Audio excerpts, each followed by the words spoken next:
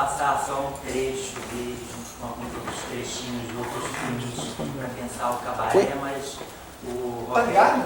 Tá ligado. Tá baixo, Tá, Zé. só pedir para aumentar um pouquinho. Aumenta um pouquinho o microfone dele. Alô? Ah, Tá bom? pode falar de novo? Eu tinha, Ok. eu tinha pensado em passar um trecho, né? Mas na verdade o Roberto sugeriu, né, que a gente visse o filme inteiro, foi uma sugestão bastante iluminada, assim. Agora revendo o filme, fiquei muito feliz de a gente poder assistir o filme de 2002, né, do Carim. Filme tão importante assim, na cinematografia recente brasileira, que despertou tantas discussões, né? Está presente na mostra agora atual que está sendo feita sobre o cinema queer brasileiro, né? Porque ele tem um vigor assim, a respeito de detonar essas questões, né? Das expressões de gênero, das identidades de gênero, das expressões sexuais, de sexualidade, né? Então foi tão bom agora rever esse filme para pensar exatamente a partir dessa ideia de modelos de cidade que tem disputa nesse filme, né? Acho que esse é um filme que é muito polifônico, né? E a gente tem a possibilidade de perceber várias discussões que estão explícitas e colocadas no filme, né? Eu vou pensar aqui um pouco essa questão dessas disputas da cidade. De um lado, uma cidade letrada, né, marcada pelo letramento, pela norma, né, pelo enquadramento, essa cidade letrada de que falava de Ohama, né, pela proposição de uma organização, de uma normatização, né, dos espaços, dos corpos, né, das sexualidades, né, dos afetos, das famílias, né, e de outro lado a irrupção de uma subjetividade que é totalmente marcada pela adesão à cultura popular, né? Marcada a oralidade, marcada pelos códigos da indústria cultural, como tem, né? O filme é atravessado pela presença desses elementos da indústria cultural que começavam a se constituir, né? Década de 20, o rádio começava a surgir, né? A indústria fonográfica que ia despontar nos anos 30 com o mercado, né, dos discos, né, da indústria fonográfica, as revistas de celebridade que vão despontar nesse meio da indústria cultural, e sobretudo o cinema, né? A gente vê várias imagens ali, o rádio ligado, né? Eles cantando as músicas, né? Né, aquele dispositivo,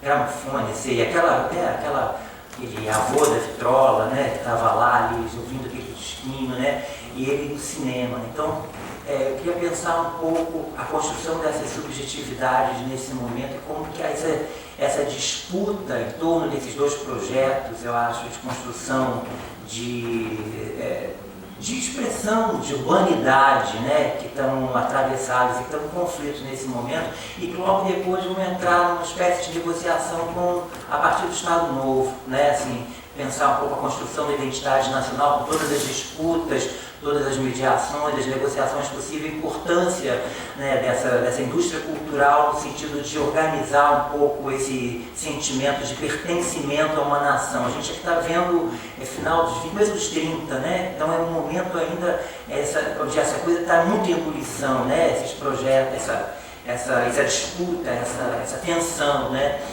É interessante que o primeiro plano do filme, vocês lembram? O primeiro plano do filme, como o filme começa, né? A gente tem uma câmera fixa, onde tem o rosto totalmente transfigurado, né, do João Francisco, né, ali subalternizado, né, massacrado por aquela sujeição, aquela norma, né, aquela prática da violência instaurada, né, pelo Estado.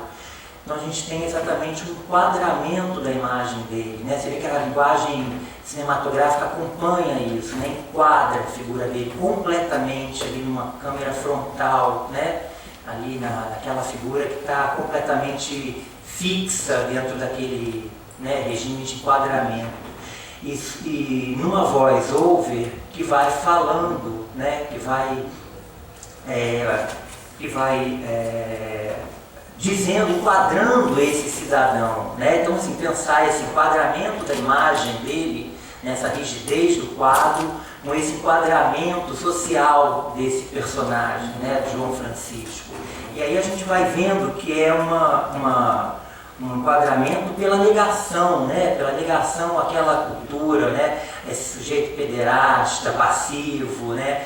Que não consegue falar, que usa vocabulários de gírias dos grupos, né? Então, quer dizer, toda uma perspectiva de um enquadramento desse sujeito, né? Que não reconhece uma legislação, um mundo das normas, né? Um mundo jurídico que não reconhece essa expressão de uma identidade ligada a uma cultura que não está, né, inserida dentro do escopo do letramento, né, do escopo dessa sociedade organizada pelas normas jurídicas, né, por essa voz, né, da organização social, né, dessa cidade, né. Eles falam, é de pouca inteligência, a sua instrução é rudimentar, exprime-se com dificuldade. Interessante, né, porque a gente vai ver um corpo absolutamente expressivo que vai se libertar, isso eu vou falar um pouco mais à frente, mas exatamente nesse espaço da Constituição do Cabaré, né.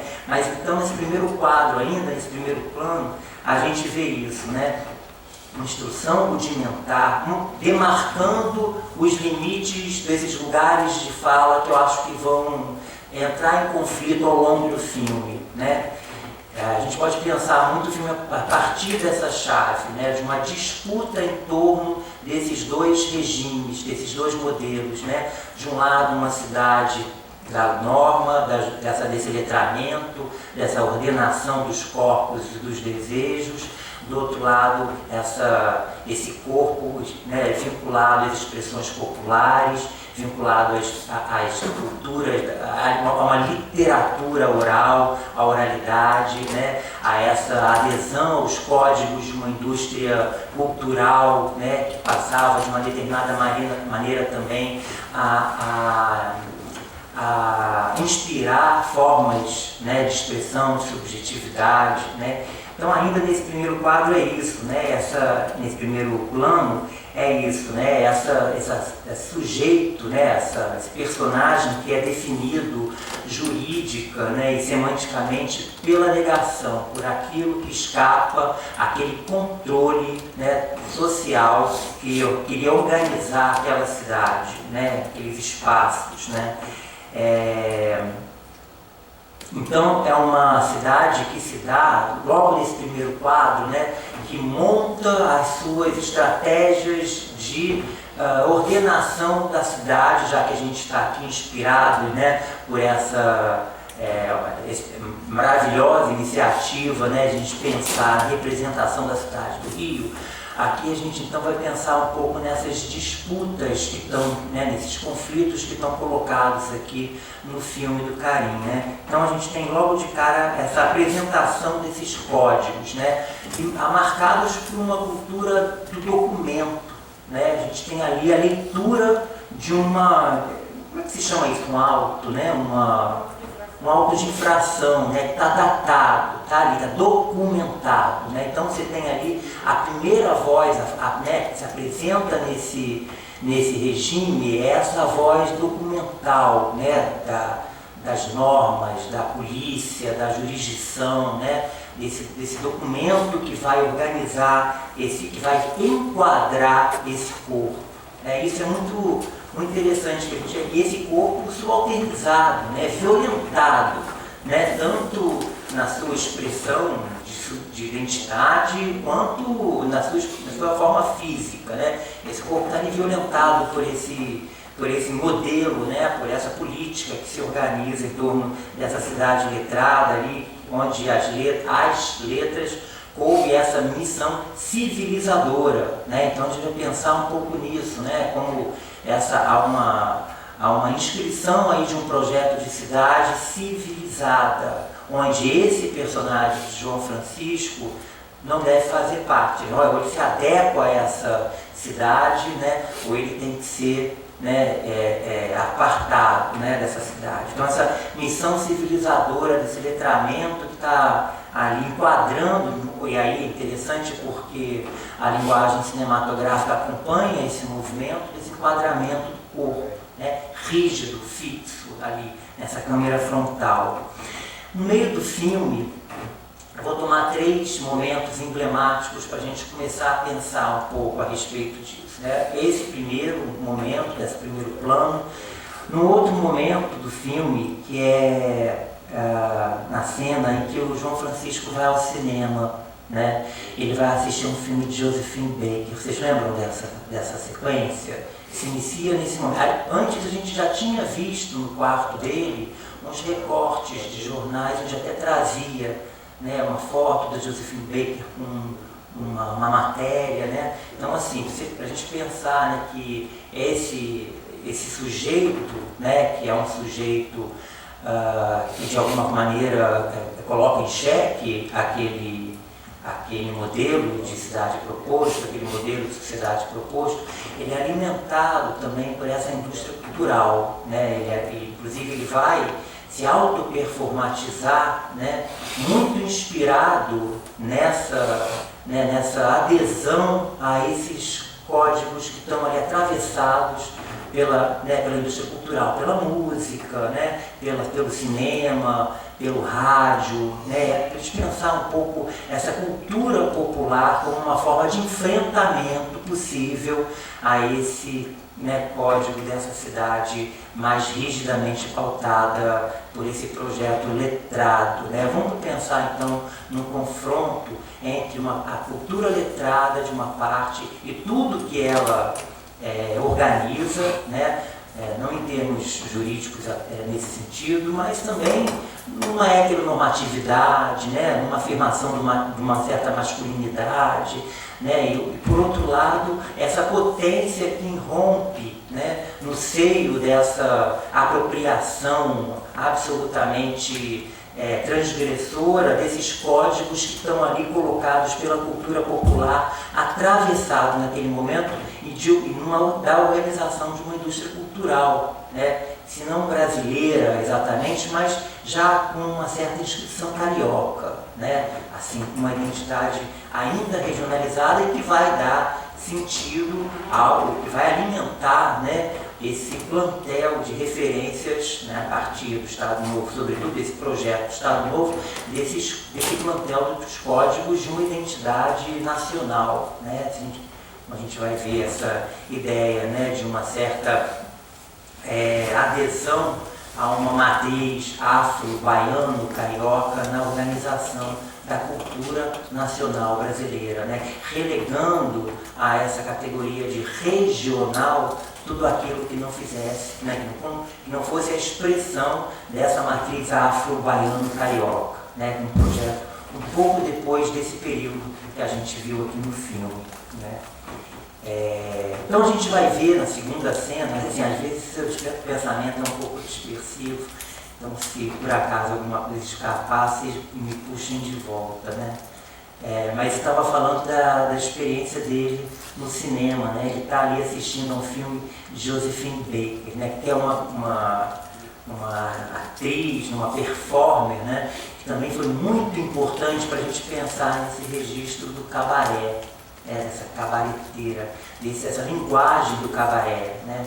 A gente podia falar, até fazer um breve parênteses, já que o nosso foco aqui é pensar um pouco de que maneira que o cabaré, né, ele rompe com uma potência orquestradora, né, como uma potência de colocação de questões políticas pertinentes ao projeto, né, de tensão com essa cultura hegemônica.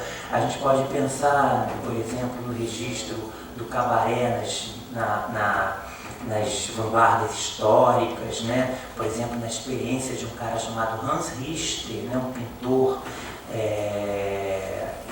lá da década de 10, né, que vai, em 1916, fundar o cabaré Voltaire em Zurique, por exemplo, né, com os dadaístas, dentro do movimento dadaísta, né?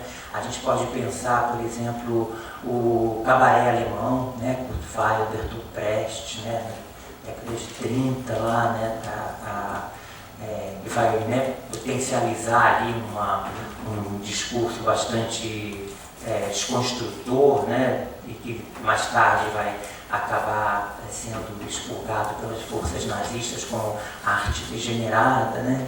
O próprio cabaré no Japão. Eu estou fazendo só um parênteses para voltar, vou voltar ao cabaré de Josephine Baker aqui, que é o que nos interessa, né? Mas o cabaré também no Japão, lá na década de 40, por exemplo, 50, quando você vai ter depois Kazuo Ono, que vai organizar ali uma nova expressão artística, né, conciliando uma certa tradição das danças japonesas, né, com um modelo ocidental que estava, né, se colocando ali no Japão pós Segunda Guerra Mundial, e depois a gente vai ver ali o Butô, né, organizado a partir disso. Então, assim, como esse cabaré, né, a ideia do cabaré é uma ideia de uma linguagem transgressora. E na América Latina também a gente vai chegar até isso num segundo momento, né? Mas a gente está vendo esse cabaré, voltando a Josephine Baker, né, que vai migrar depois para o cinema, né, e para os outros palcos, com Josephine Baker, com Marlene Dietrich, né, que são essas personagens que vão, né, vigorar aí nesse imaginário que está sendo construído nesse momento aqui, né, lá nos anos 30, né, essa ideia, né, desses filmes, né, dos anos 20, anos 30, esses filmes que estão povoando o imaginário, né, nessa cultura popular massiva, né, atravessado por esses códigos da indústria cultural. Então a gente está lá vendo aquela cena em que João Francisco está assistindo Josephine Baker num filme chamado Princesa Tantã, aquele filme que a gente assistiu, aquele fragmento, filme que João Francisco, né, o Madame Satã, está assistindo ali no cinema, é um filme chamado Princesa Tantã, que é uma adaptação da peça Pigmalião, de Bernard Shaw, né? E o Princesa Tantã, mas é importante a gente falar porque são elementos que estão presentes na narrativa, né, e que trazem uma possibilidade de a gente refletir a respeito da construção dessa personagem, né. O Princesa Tantã narra, Pigmalião, né, do Bernard Shaw, narra uma história de uma mulher, né, de classes sociais mais baixas que é alçada à condição de uma classe superior, né? Ela é instruída, né, por um determinado mentor, né, a ocupar uma outra classe social. No filme, a Josephine Baker é uma pastora de ovelhas que vai ser convertida, né, por um escritor aristocrata francês numa princesa indiana aos olhos da sociedade parisiense, né? E a gente tem aquela cena em que ela joga, né, ela está assistindo um espetáculo e ela, movida por essa, né, vocação, né, a essa cultura popular da qual ela tinha se afastado por conta desse adestramento a uma determinada classe social, ela não se controla, ela vai para o palco, ela tira, né, a sandália e começa a dançar, né, aquele ritmo.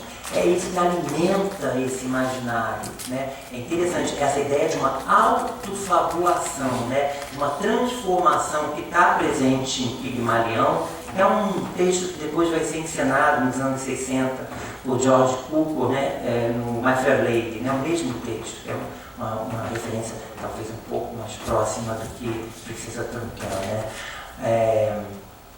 Mas essa ideia, né, da construção de uma personagem que ele está assistindo ali naquele filme Princesa Tantã, né, a Josephine Baker, aquela musa, né, negra, né, que está ali, cabareteira, daquela expressão corporal, essa ideia de uma transformação de uma personagem e outra. E é interessante que no corte seco entre o filme e a cena seguinte, que é a cena do João Francisco diante do espelho, ele está exatamente na mesma posição em que a gente assistiu a última imagem de Josephine Baker no filme. Braços abertos, a cabeça um pouco projetada para trás, ela com os brincos, ele Alain Gandans que ele está vestindo.